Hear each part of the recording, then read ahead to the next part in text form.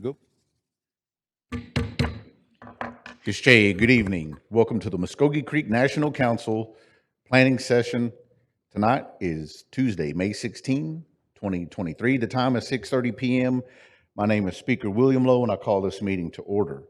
At this time, I would like to ask Representative Sandra Golden to say our invocation, please.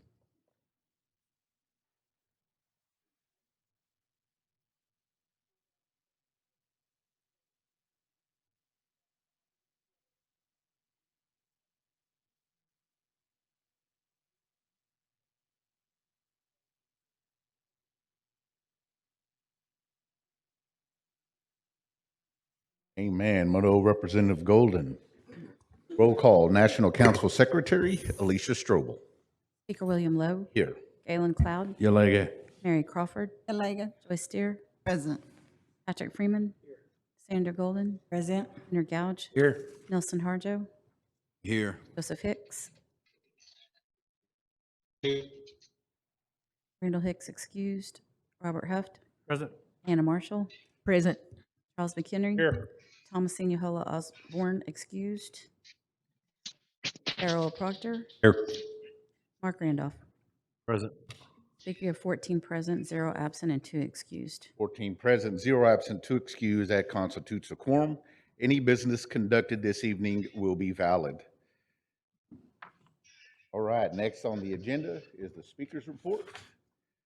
And I will start my report by saying on 5/1 Monday, I have visited with the tax commissioner about veterans tags and I think Mr. Grover Wynn visited on that during BFJ, if I remember correctly, but that was part of our discussion. 5/2 Tuesday, I was a guest speaker at the Okmulgee JOM banquet. It was a really good turnout, so very proud of them students. Last week from 5/7 to 5/12, I was at Harvard Business School in Boston, Massachusetts, attending the Leading People in Investing to Build Sustainable Communities, which was a phenomenal class. I greatly appreciate NAFOA providing that program. On 5/9 Tuesday, I attended LNC committee virtually. 5/10 Wednesday, the Hugh committee meeting virtually, and 5/11 Thursday, we had an emergency session and BF&J committee that I attended virtually. 5/16 Tuesday, we had a health work session today. A golf suites call, met with Morris High School athletic director, Hugh and LNC joint committee meeting, Hugh and BF&J joint committee meeting. That concludes my speaker's report. At this time, we'll go to second speaker's report. Second speaker, Robert Huft. Mr. Speaker, I attended the Muskogee Loan Fund dinner and also attended the Muskogee College Legislation Day. Thank you. Yes, sir. Thank you, second speaker Huft.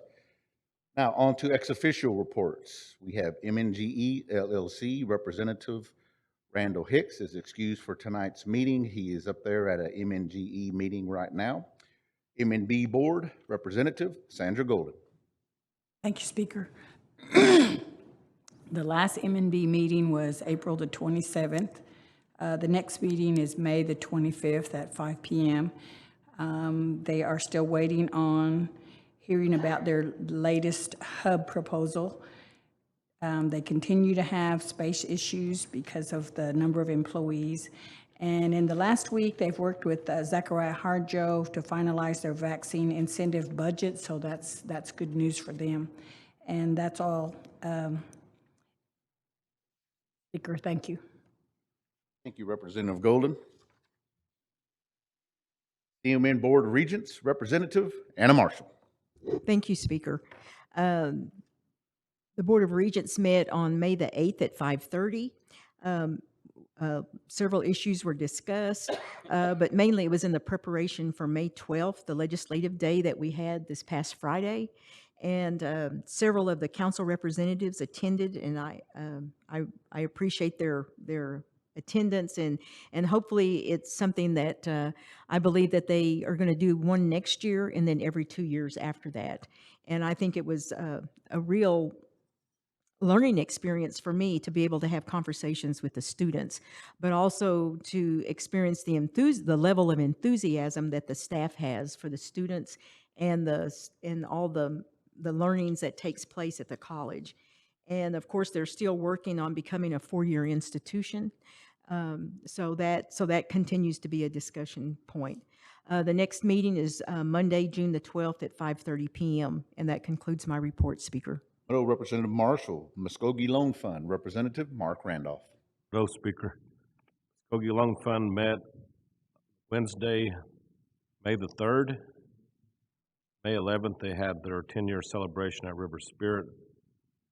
They asked that I extend their gratitude for those who were able to be present. Thank you for coming. And the next meeting is June 7th at 3:30.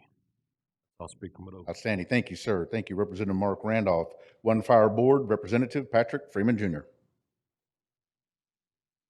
Thank you, Speaker. One Fire Board met this afternoon at the Riverwalk. They discussed the pending FY '22 audit with the audit firm who were in attendance this afternoon.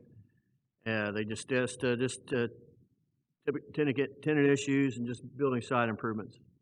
That concludes my report. Thank you. Outstanding. Thank you, sir. That concludes our ex officio reports.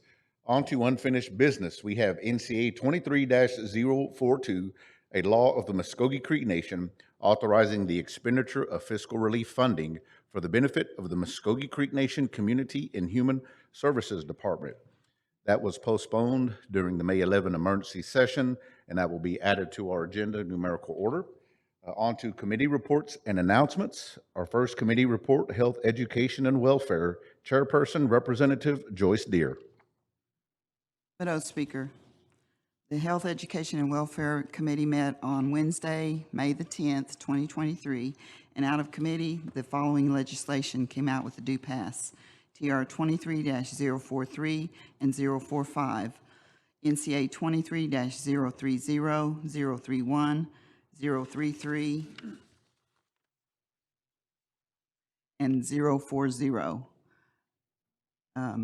Other items for consideration prior to planning session, the HEW and BF&J met, and I would respectfully request that TR 23-051 be added to the agenda in numerical order. Our next scheduled committee date is Monday, June the 12th at 2:00 p.m. We have no other announcements. I know Representative Deere that that legislation will be added to Saturday's agenda in numerical order. So, Next committee, Land, Natural Resources, and Cultural Preservation. Chairman, Representative Darrell Proctor. Thank you, Speaker. Land and Natural Resource Cultural Preservation Committee met on May 9th, 2023, and that committee with the due pass was TR 23-044, 046, 047, 048, and also NCA 23-034 and 035. We had a joint committee with HEW and LNC this evening, and that committee with a due pass was TR 23-050 and NCA 23-039. And I respectfully asked to be put on the agenda in numerical order. Next committee date would be June the 12th at 6:30 p.m. We have no other announcements. I know Representative Proctor that those legislation items will be added to Saturday's agenda in numerical order. On to Business, Finance, and Justice. We have Representative Sandra Golden. Thank you, Speaker. There was no legislation that passed out of the BF&J committee. Referred legislation was NCA 23-033 and NCA 23040. No items for consideration. Our next scheduled committee date is June the 8th, and there are no other announcements. Meadow, Representative Golden. On to other business. We have, or that concludes our committee reports. On to other business. We have Eric McBride from Margaritaville RV Park. Eric, are you with us this evening? We sent him the Zoom link. Let me try to give him a call. Just please stand by, everybody. I just want to see if we can get him online.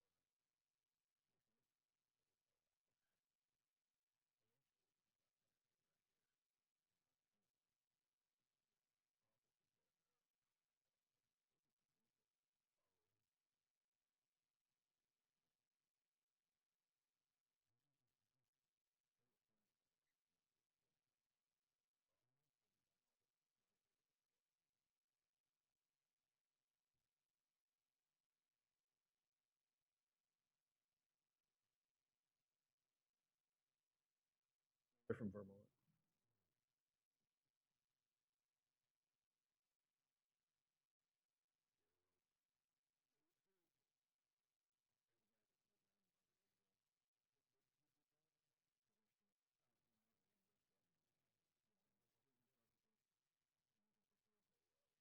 All right, everybody, I tried to call his office. No, he's not in, so um, I let him know we started at 6:30, so yep, we'll just reschedule it, I feel. So yeah, we'll be able to do that.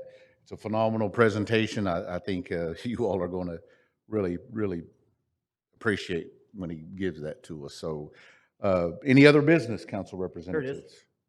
Oh, hold on, stand by. We're almost out of here, gang. Eric, are you with us, sir? I have just joined. Outstanding. All right. Again, my name is Speaker William Lowe. I welcome you to the Muskogee Creek Nation National Council Planning Session meeting. We do these every Tuesday before our Saturday council meeting. So I would like to ask Representative Patrick Freeman to just kind of update us on Eric and his presentation. Thank you, Speaker.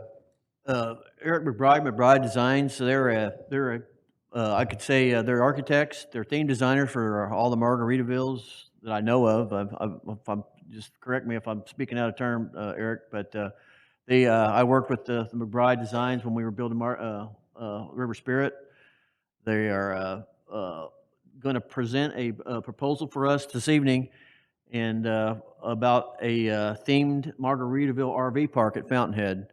And me and Speaker, fortunate enough, about a month ago, we saw this presentation. It initiated from the gaming side. The gaming has a great relationship with the Margaritaville people, and we thought it would lend themselves to help facilitate this presentation. So I just, with all that being said, Eric, you can take over. Are we going to be able to zoom his screen on? Eric, are you able to share your screen with us? I believe so. And I would go as far as, we have our realty group in our presence, but I feel we may need to go into executive session to hear his presentation. Are you okay? I think we're just good. open? I think we really Okay, need to all get right. out here and Outstanding. let Okay, everybody well, see it. Yeah. good deal. All right, Eric, no need for executive session, so the floor is yours, sir. Okay. Well, good evening, everybody. I have just put up on the screen an image, and I'm not sure if you guys can see it or not, but figured I'd start with this slide here.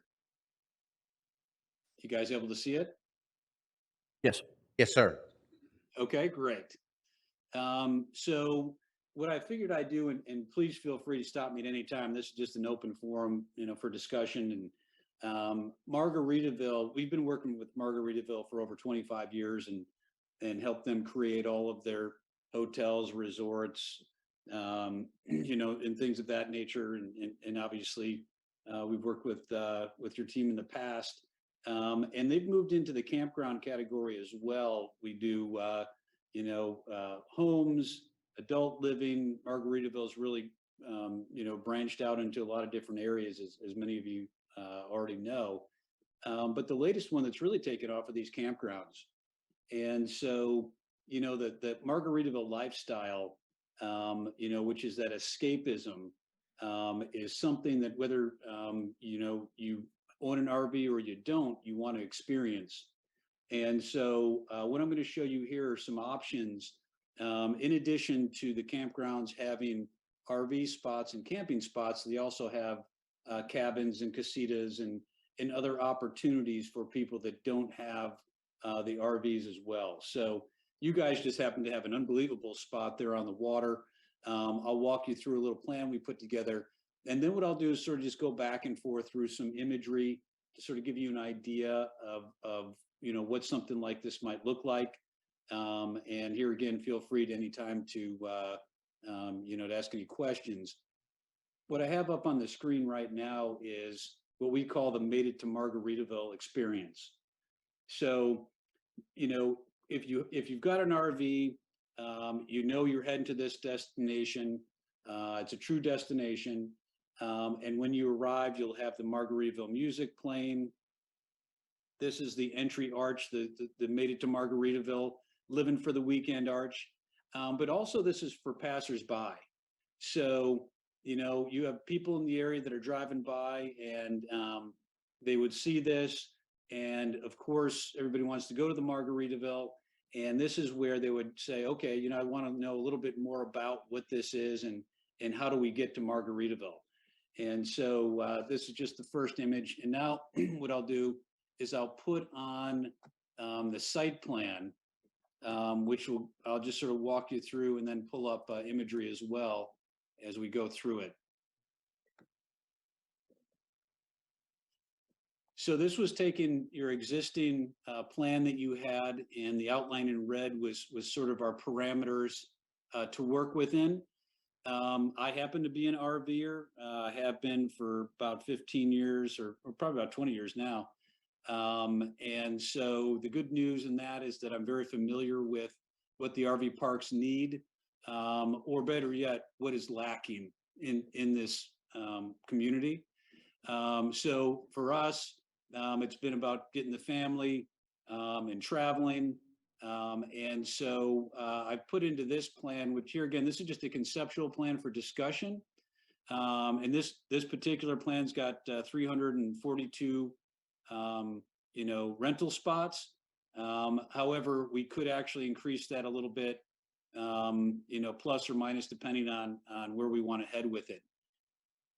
Margaritaville is unique in that the check-in experience also has more of a resort feel. Even though it's a small little building, it's got more of a resort check-in feel to it.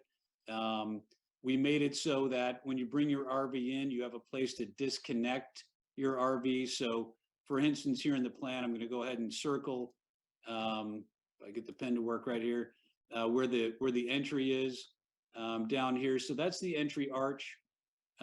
You'd pull in your motorhome, you'd come in and pick one of the spots to pull your RV. A lot of times you've got RVers, if they've got a diesel motorhome, they're pulling a vehicle behind it. And in other cases, as I'm sure you're aware, you've got a pickup truck that's towing a trailer or as a fifth wheel or something to that effect. If you're one of the Class A guys, what you have to do is disconnect your car so that if you're to back in sight, you can't back in with your car when it's got all four wheels down. So you have to disconnect it. So, you know, we've added a spot to disconnect your towed vehicle, they call it. And we have a place to put your vehicle back on the way out as well.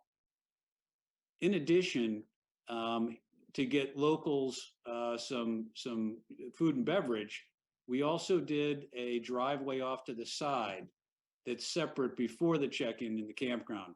The campground it's got, you know, fence around it because of the families and the little kids on bicycles. You know, we like to keep that separate from the general public. But then this area here, you would drive down the road and then you could have a big parking lot over here with a 14,000, we're showing about a 14,000 square foot restaurant, like a Land Shark, you know, bar and grill. We can figure out what we want it to be when the time's right. We would also have some boat docks available here and a boat ramp so that here again, locals can use the facilities here. And then also a little trailer parking for those that have trailers or boat trailers and things like that. So that's sort of the entry.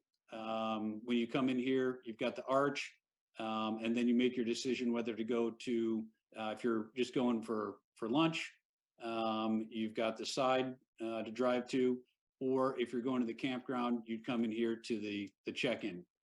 And what I'll do here is I'll just pull up a sort of what this check-in building looks like.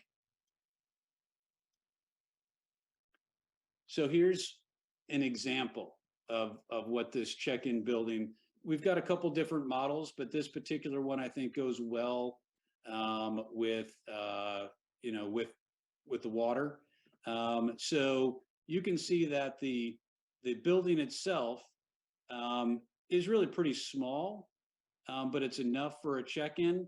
And we make it feel a little bit larger with these trellises off to the side, the Adirondack chairs. This one happens to show here in the middle, optional, internet check-in.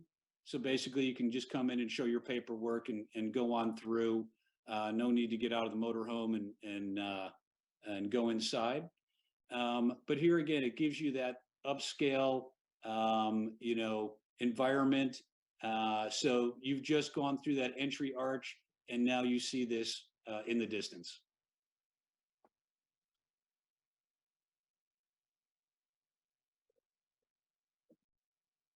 As we pull through, directly in front of you is this building that you'll see. And I'll show you a little bit more about that in a minute. That's the amenity building. And so what we tried to do is keep most of your utilities, infrastructure, F&B, pools, all of that stuff in one area to keep it more cost effective. And it also has a very interesting visual experience to it. It's got the gym is in there, the game room, all the F&B is in that same spot. So it helps keep the cost down, and we have a bunch of different options that we put in these amenity buildings. In addition, we typically have Margaritaville iconology throughout the facility, and then as well as a nod to the local history and things like that we have in both artwork programs and public art. And I'll show you here, and the reason I'm doing this is because I see you guys have to look at a bigger screen. I'll show you what the amenity building looks like in a little bit bigger format.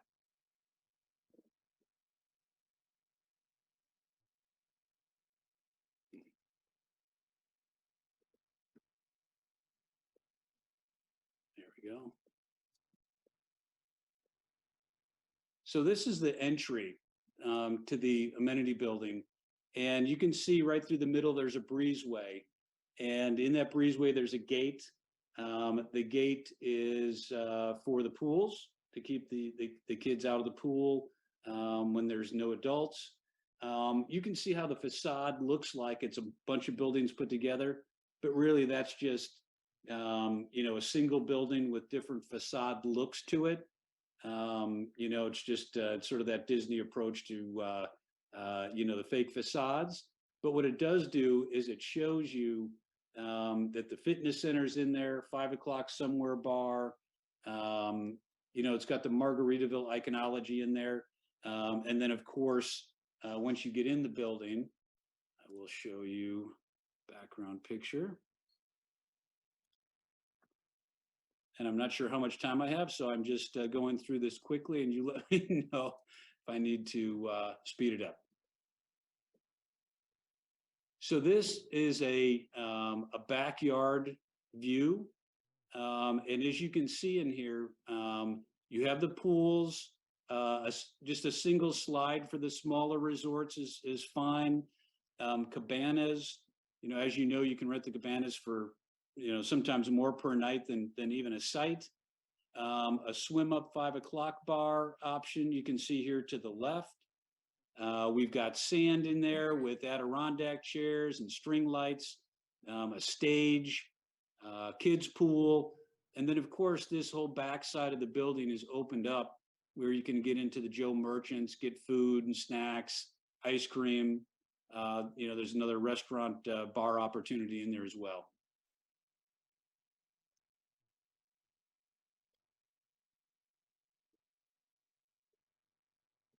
So in the plan, you can see straight through to the amenity building. So when you pull up, you've got the WOW entry arch, the reception, which is, extremely beautiful compared to most campground opportunities.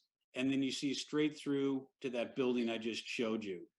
So when you come here, unlike, those who have not been camping or in these RV parks, you typically don't get that kind of experience. And we've gone out of our way to make sure that it's a wow, wow, wow scenario as you pull in here. And then, of course, the big piece of the puzzle are the RV sites themselves. We've laid these out so that what's very popular these days are the pull-through sites, which means that even if you have a tow vehicle, you can actually pull into the site with your car towing behind you. It's a longer site. And then, of course, we have typical back-end sites. And we also, to the far left corner over here, these are villages, so little cabanas. So in this area here, you have different types of neighborhoods with little tiny homes in them. And then in addition, we have all the waterfront tiny homes. And then these actually have their own tiki huts in them. So these are the upgraded ones on the waterfront. So they've all got the views. By the way, the views are great here. You know, you're up on the hill. So just a great location. And then for the RV sites themselves, you have the typical pull-throughs like you have here. And then also you have the RV suites. So what Margaritaville has it's a little bit different than other campgrounds as well, is that it's very, you know, a lot of people spend a lot of money on these motorhomes, and they, you know, they feel like they need to use them, they need to be in them, and they don't want to park in, you know, in a campground that's dirt or unpaved or untaken care of. To the opposite, they want something that they feel like they're in a resort. And so the Margaritaville has 3 different types of suites, all different levels, depending. Here again, what we've shown is, as a matter of fact, I'll pull up a typical site.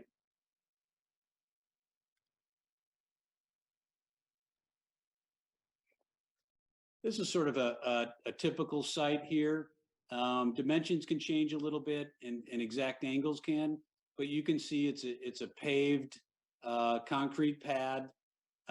What's very unique to Margaritaville is at the top, you can see it's labeled privacy fence. So on that particular side, and it only needs to be as big as it needs to be, you know, 10 feet, 15 feet. But what we like to try to do is block the utilities that the motorhome is hooked up to. Unfortunately, the actual scenario of camping is great until you're sitting at your picnic table, which is, you know, 15 feet from your neighbor's sewer hose. And that's the reality. It doesn't matter how much you spend on your motorhome, that's what you're going to have. And so with Margaritaville, we have a small privacy fence so that you're not looking directly at your neighbor's utilities, which is an interesting feature. We've got picnic tables that are in the shape of surfboards, themed Adirondack chairs, and that's even for the typical site. And now I will show you a version of what an RV suite would look like.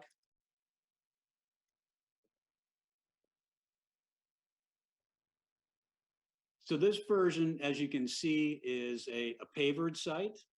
It has a tiki cover for the golf cart. A golf cart, this isn't mandatory, but this is something that there again, you get an extra $120 a day to rent a golf cart. It's very popular. So with the RV suites, that's an option that a lot of people pick, and that's, you can charge in your cart there. It comes with a cheeky hut that's got a bar in it, a fan, TV, a place to hang out. So even if the weather's not great, you can be outside and cooking. It's got built-in barbecues. Hot tub's an option. There's a hammock in those particular sites. So as you can see, it's a lot more luxurious. It takes up more space, and then you charge accordingly for that. In the Margaritaville that we opened up just a little while back, just south of Orlando, the RV suites, which have the green egg barbecue and things like that, I mean, they're always sold out. And then they decided, okay, well, let's just go ahead and put little, just a little tiki cover on some standard sites and see if people wanted it. They couldn't build those fast enough, and people were paying an extra $100 just to have that on their site. So we know that there's a real opportunity and a need and a want to have a much better RV park experience.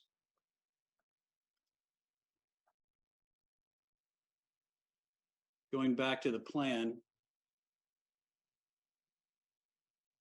So as you can see here, we've lined the back, all the waterfront has the higher end RV suites.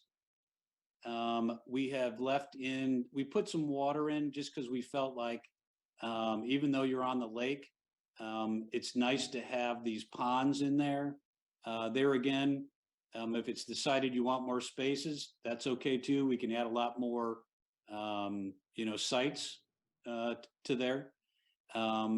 We have designed the amenity building so that you can expand it if you want to. So if you want to do additional F&B, that sort of thing, it's expandable. As a matter of fact, if we have time, I'll be happy to show you a little bit more on that amenity building and what it is. We have what's called Barkeritaville, which is a dog park, and dogs are a huge part of camping. A lot of people get, motorhomes just so that they can travel with their pets. And so that's also big business. We've got pickleball courts in here. Margaritaville is the sponsorship for pickleball, for all the national programs. Head makes Margaritaville paddles for pickleball and things of that nature. And then, of course, when it comes down to support for bathrooms and things of that nature, we also have a design for that. And the good news is because we've already conceptually designed all of this stuff, we don't have to reinvent the wheel if this is something that you like.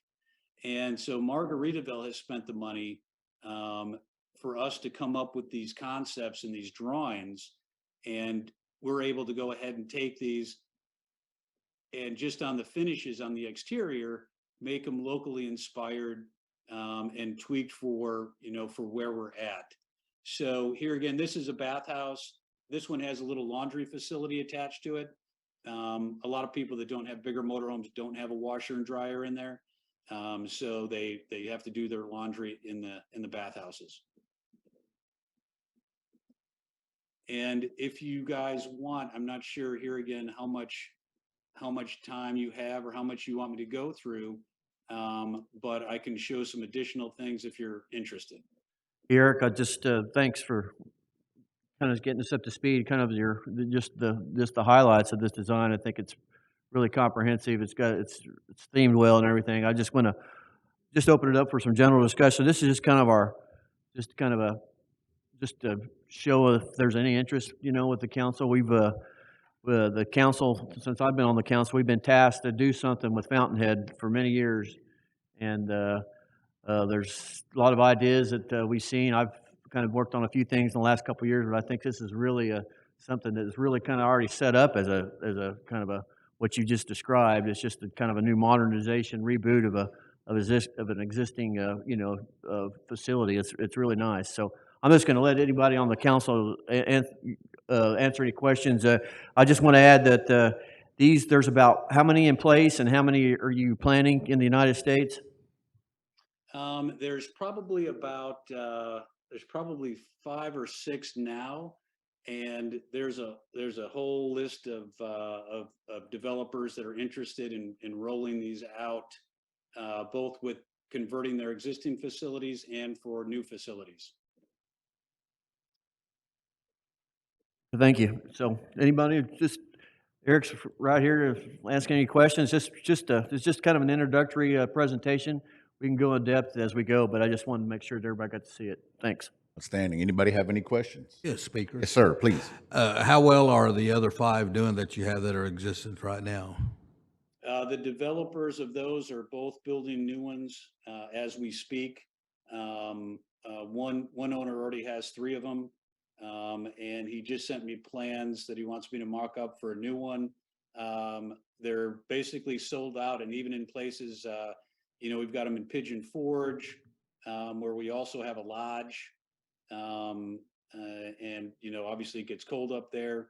And so we've got them all over the place, and they do extremely well. Thank you, sir. Second Speaker Huff. Yeah, Eric, you said they're in multiple places, like in say Florida. How many do you have in Florida, and are they the ones that are in the big tourist states? Are those ones are they doing better than the other ones, like better than like somewhere else that's colder or something? Well, that's an interesting question. We've actually developed winter activities, which we haven't put any of those in place yet, but we actually have sort of the same program during the summer, but in the winter we have indoor, outdoor pools. We actually have tube rides. For one of them, a land shark tube ride where you sit in upside down bottle cap and go down the mountain in the tube. We've got License to Chill skate park. So in the winter, the pond is iced over, and there's hot cocoa stands and things of that nature. So we've got a lot of cool opportunities for the northern climates as well. The difference with the northern climate is that you need to heat the spigots.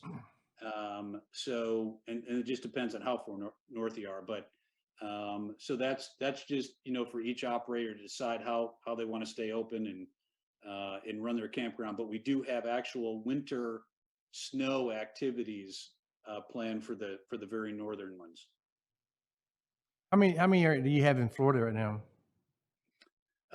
Florida's got a few of them. The newest one is in Auburndale, which is just south of Orlando. And you could probably Google them if you're interested in it, and you can see the different sites and the different tiny homes they have there. It'll give you an idea. And so this is more, and what you're seeing here is much more of a Florida look to it, but we also have a northern woodlands look as well, which is more stone and natural finishes versus this theme here. And I could actually down one of those and pull it up if you're interested to see what something like that looks like. Okay, thank you. Representative Randolph. Thank you, Speaker. Mine kind of dovetails with Representative Huff, because I was thinking about the seasonal. We don't just have summer and winter. There's a couple of seasons here, and depending on the way things are going, Oklahoma weather can change in a second. That would just be something that I was thinking about. Thank you. Absolutely. And the fun thing about actually that is that even the golf carts, we have themed golf carts that we've designed for when the weather changes and it rains, and what the Margaritaville designs are for the roll downs. There again, if it's in cold climates, we've got snowmen made out of limes and a lot of other fun iconology to help offset the weather change. Hey, Speaker. By all means, yes, sir. I guess my biggest question now, looking at all this, this looks really nice and everything, and I can understand the other questions too, as far as the weather situation here in Oklahoma, because it's so diverse. But I think looking at this overall thing, is what's the price tag on something of this nature? That's a good question as well.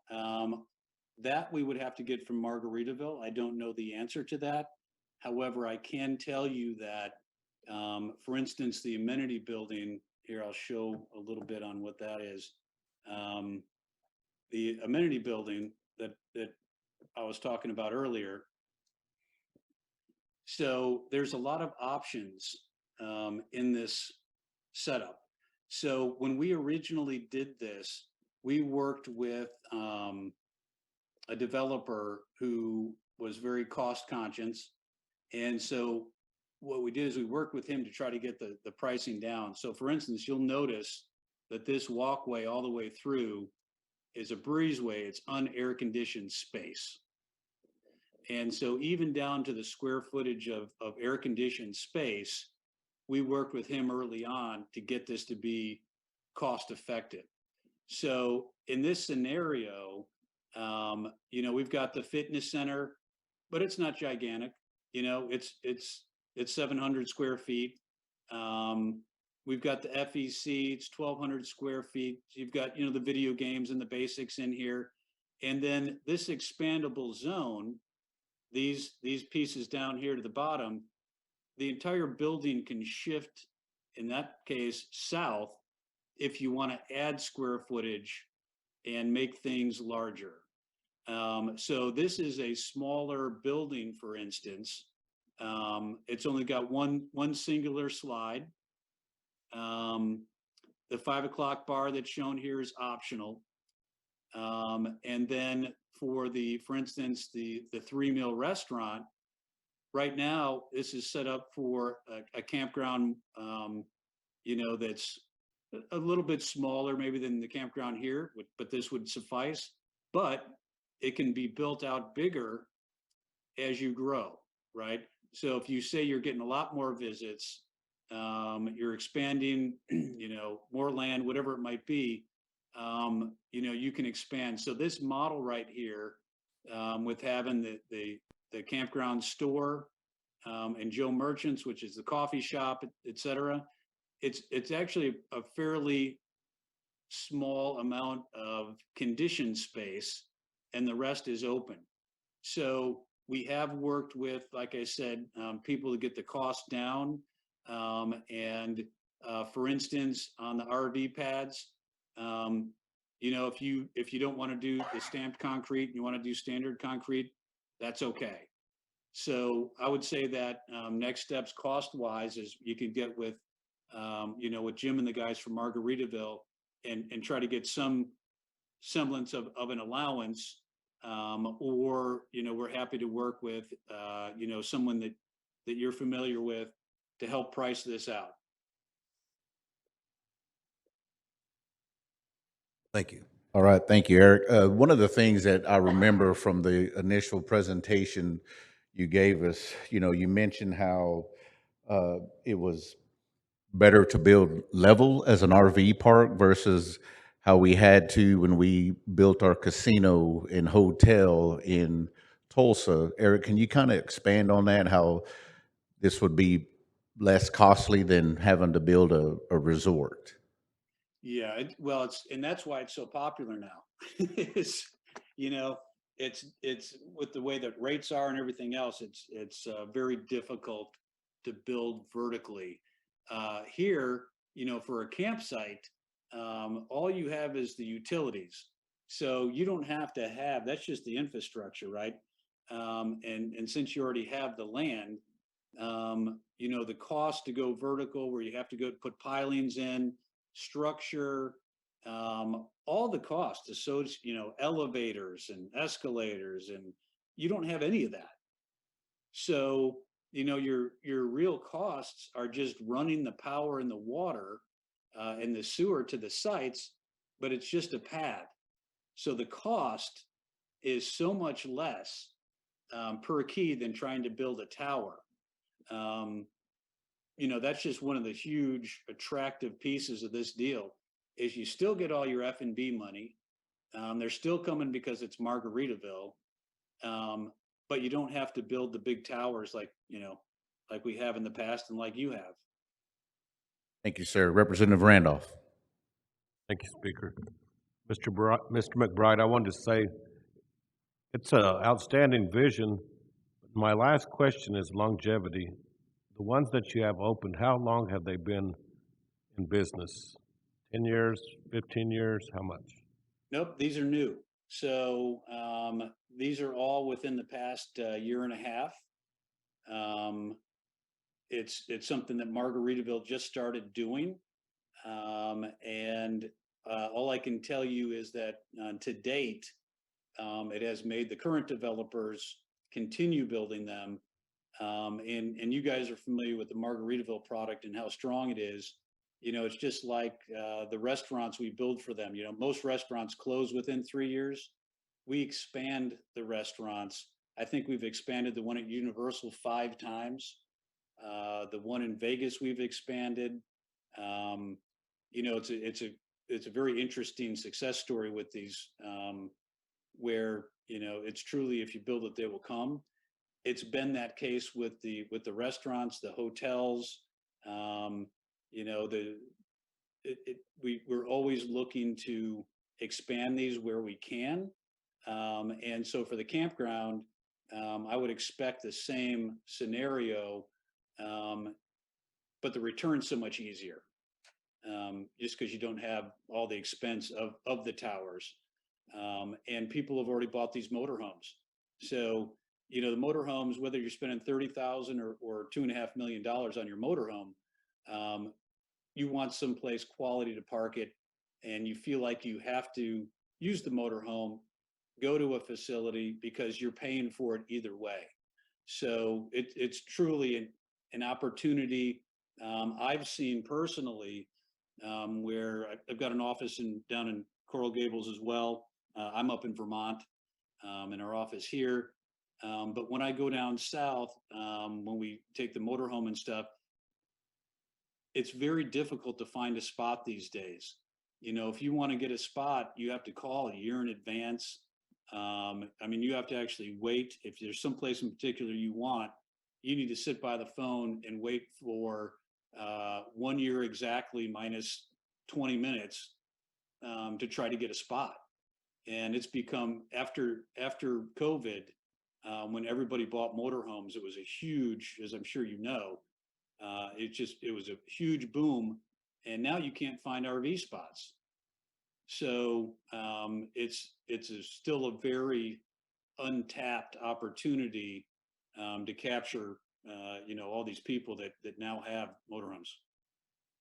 Thank you. Thank you, sir. One of the things I remember and wrote down from the previous meeting, the initial meeting was, you know, this is a family entertainment center. One thing, Eric, and earlier, I'm not sure if you really touched on it, but can you kind of go over the tiny home for rent that you all have designed that would be circling the RV area, the tiny Sure. homes? Yes, sir. Yep. Yeah. So the tiny homes are very interesting in the fact that they're made off site, and they're brought in and you just plug them in. We have a little bit different look to them. We make little neighborhoods out of them. And so, you know, again, I don't know if you've seen the Margaritaville homes that we sell or the smaller units that we rent, for instance, in Orlando and things of that nature, is that we do little communities out of them, and people rent them many different cases. So interesting enough, a lot of people like to get married at Margaritaville. So you rent out little neighborhoods and cottages. People come there that their friends that do have a motorhome and they don't. They come there and rent. And basically the amenities, well, like what you're seeing here, is what people want to come to. And so with these little, you know, smaller tiny homes, they still have that Margaritaville flair and that look to them. They're hugely popular and sold out. There again, you can see the popularity of them in Polk County and all over the place. So, and that's actually, I could find a couple photos and pull those up as well if you like. Yes, please, if they're readily accessible, sir. Let me go ahead and, Thank you. sure. You know, I just think that's important because, you know, I don't know, y'all may know a lot of folks with RVs. I don't, so my network doesn't have RVs, but nevertheless, I know that they would definitely be interested to come down to Fountainhead to where, we all grew up there and know the resort and the power that it had. I mean, I had my prom there, and, after I got out of the Marines, was very shocked to see that that whole resort was torn down. And it was awful to me to see that, but I understand it needed to be that way. So, I think just having this as an option to develop that land that's been sitting there detrimental for many years is an opportunity that I think, and I'm glad Eric's here to school us up on this. I'm opening up the project folder. Give me Okay. 1 second. Speaker? Yes. Representative Proctor. All right, thank you, Speaker. I appreciate Representative Freeman bringing this to us tonight, and Mr. McBride, and showing us this.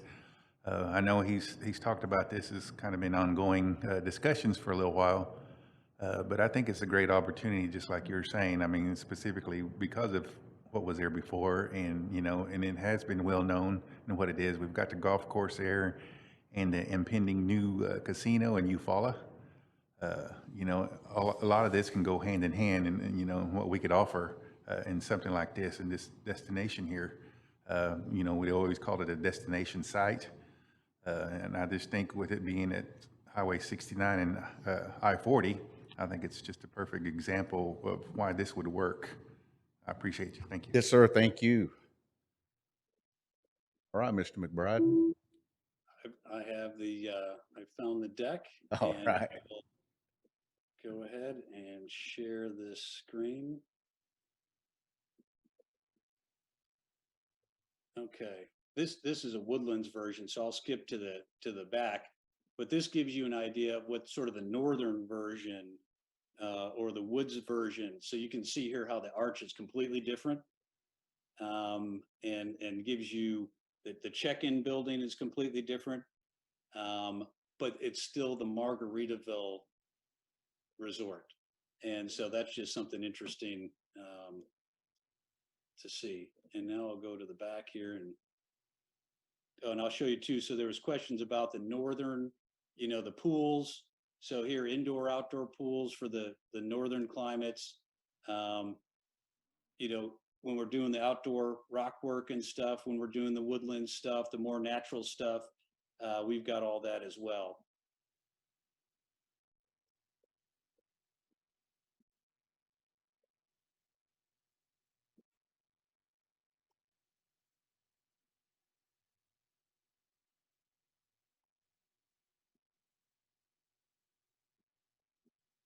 Mm-hmm. So for instance, here's some examples of the tiny homes.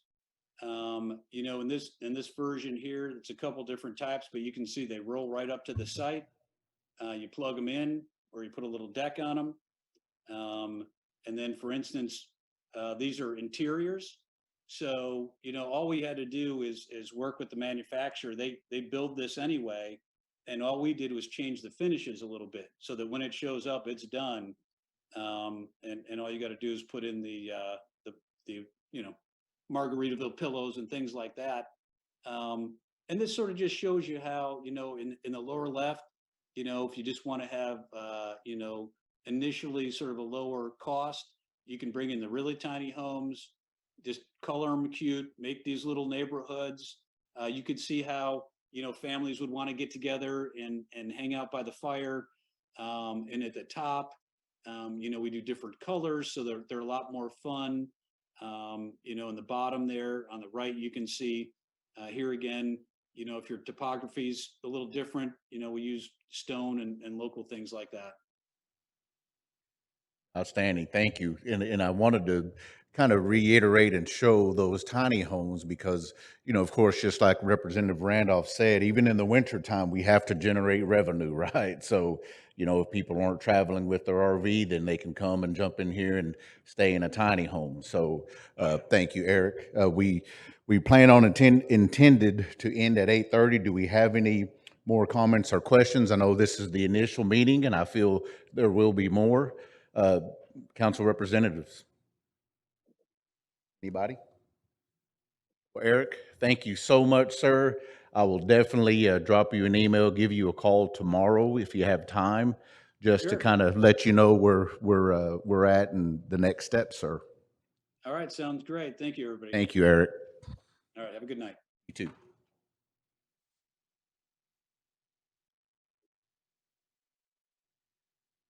All right, everybody. Thank you for your patience and interest and opportunity to look at that. I will say, one of the key things initially off of the first meeting that we had is gaming did express that they don't have any interest to put any gaming out there at Fountainhead.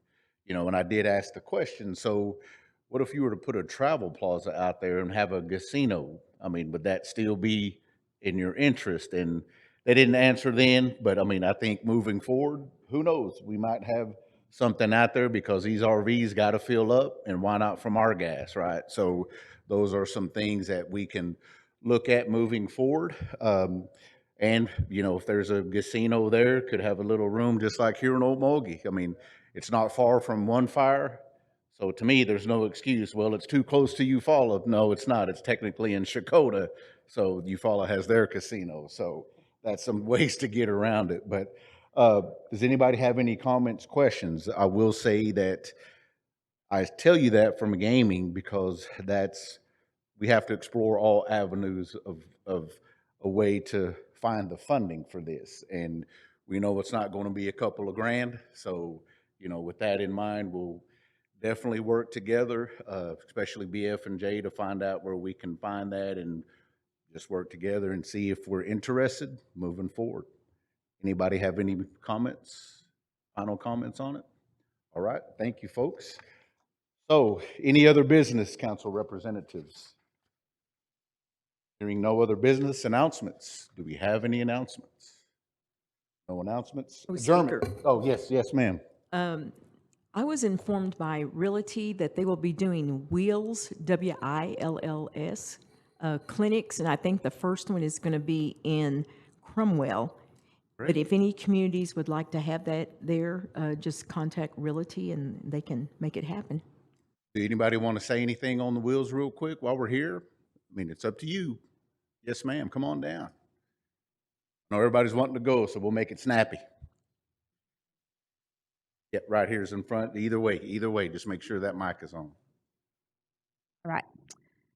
So we will be doing once a month, going out to the communities, and I will be getting a hold of them. If they're interested, they can. The one at Cromwell, yes, is on the May 22nd, and it is at 6:30. And then we'll also be going to Wetumpka on June the 8th. And I am told that they eat at 6:30 and that their meeting starts at 7. So we will be there. Good. And then we will also we are going to have Oklahoma Indian Legal Services is the ones that do the will clinics. They're going to also, I believe they're going to make our intertribal be there on that Wednesday on the 12th.